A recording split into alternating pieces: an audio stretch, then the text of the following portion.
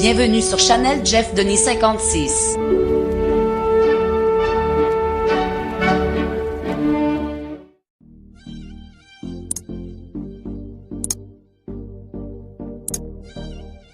How are you doing? How are you doing, guys? So good morning to all of you guys. So and this lesson today is about how to conjugate the verb to have in Creole.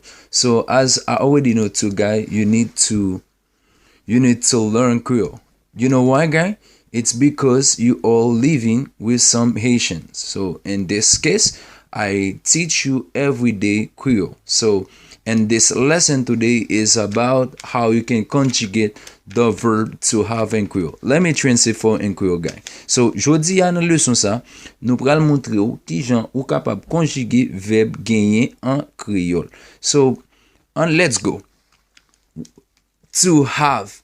To have mean in Creole genyen. Okay? So, genyen. But before conjugate a verb, guy, you must know the subject pronouns.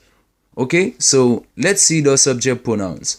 The subject pronouns are I, you, he, she, it, we, you, they. Once more again. I, you, he, she, it, we, you, they. They are the subject pronouns. Okay, guys? So first of all, I separate the subject pronouns and then I put the verb in secondly. So let's conjugate the verb to have in Creole. So I said to you guys, the verb to have translated in Creole by mwen, genyen. Okay, so let's go. I have, I translate by mwen in Creole.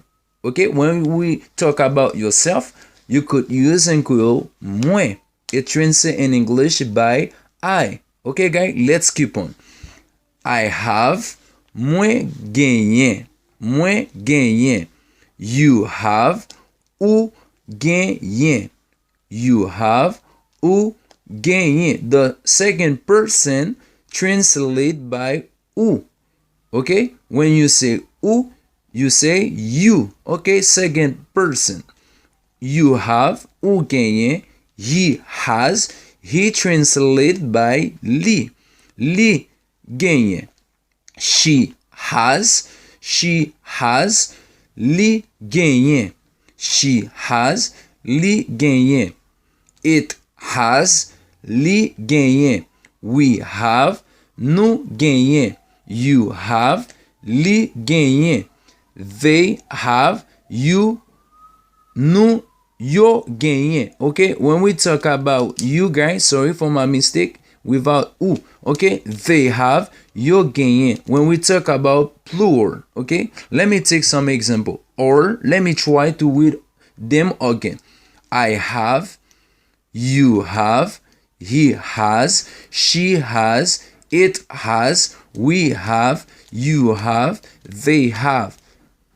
Okay, mwen genyen, ou genyen, li genyen, li genyen, li genyen, nou genyen, li genyen, yo genyen. Let me take an example with him. For example, mwen genyen yon machine. You can say, I have a car. Okay, guys? So I translate by mwen have genyen, or means yon. Car means machine. Thanks for being watching me, guys. Thanks a lot.